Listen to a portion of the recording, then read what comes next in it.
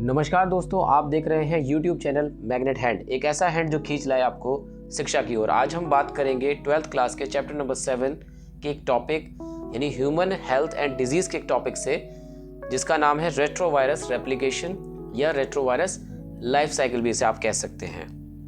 इसी के इर्द गिर्द एक और वायरस पाया जाता है, इसको कहते हैं रियो वायरस यानी retrovirus and Rio virus. Basic differences की बात करें तो रेट्रोवायरस जो होता है सिंगल स्ट्रैंडेड आरएनए है, इसमें पाया जाता है यानी आरएनए वायरस है, और रियो डबल स्ट्रैंडेड आरएनए वायरस है। ये एनवलप के साथ आता है यानी इसके ऊपर कवर अप होता है ये जबकि नॉन एनवलप्ड होता है। ये रिप्लिकेशन करने के लिए यानी अपनी मल्टीपल कॉपीज बनाने के लिए सेल के डीएनए के अंदर मतलब उसके न्यूक्लियस के अंदर एंटर करता है, जबकि रियो वायरस साइटोप्लाज्म के अंदर ही अपनी लाइफ साइकिल कंप्लीट कर सकता है। रेट्रोवायरस ज़्यादा dangerous in comparison to reovirus. इसको 5 कैटेगरी में बांटा गया है इसकी साइकिल को: binding, reverse transcription, integration, transcription and translation, assemble and budding. कैसे काम करता है मैं इसको बड़ी सिंपल भाषा में रखूंगा, कोशिश करेंगे कि आपको आसानी से समझ में आ जाए। तो सबसे पहले देखो, मैंने यहाँ एक स्ट्रक्चर बनाया हुआ है कि यहाँ पर एक वायरस दिख रहा है आपको, साथ ही आउटर बाउंड्री दिख रही होगी। ये एक एनिमल सेल है जिसकी सेल मेम्ब्रेन है, ये दिखाई दे रही है आपको। ये जो खाली जगह दिख रही है आपको ये साइटोप्लाज्म है, और ये जो आपको गोल जैसा दिख रहा है ये न्यूक्लियस है, और ये इसकी न्यूक्लियर मेम्ब्रेन दिखाई दे रही है। तो होता क्या है कि जो रेट्रोवायरस होता है ये होस्ट सेल के ऊपर अटैक करता है जहाँ उसके रिसेप्टर साइट्स होते हैं।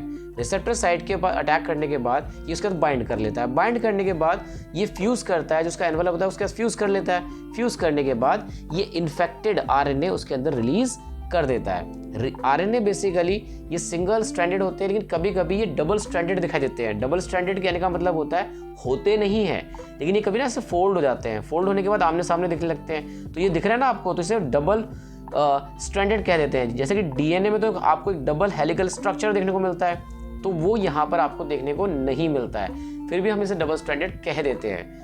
एक्सेप्शन है नोरोवायरस एंड हेपेटाइटिस जो कि डबल स्ट्रैंडेड ही होते हैं, लेकिन मोस्टली आरएनए सिंगल स्ट्रैंडेड होते हैं। फिर इसके बाद ये जो आरएनए होते हैं जो कि इन्फेक्टेड है, ये रिवर्स ट्रांसक्रिप्टेज एंजाइम की मदद से रिवर्स ट्रांसक्रिप्शन करता है और डीएनए में कन्वर्ट हो जाता है।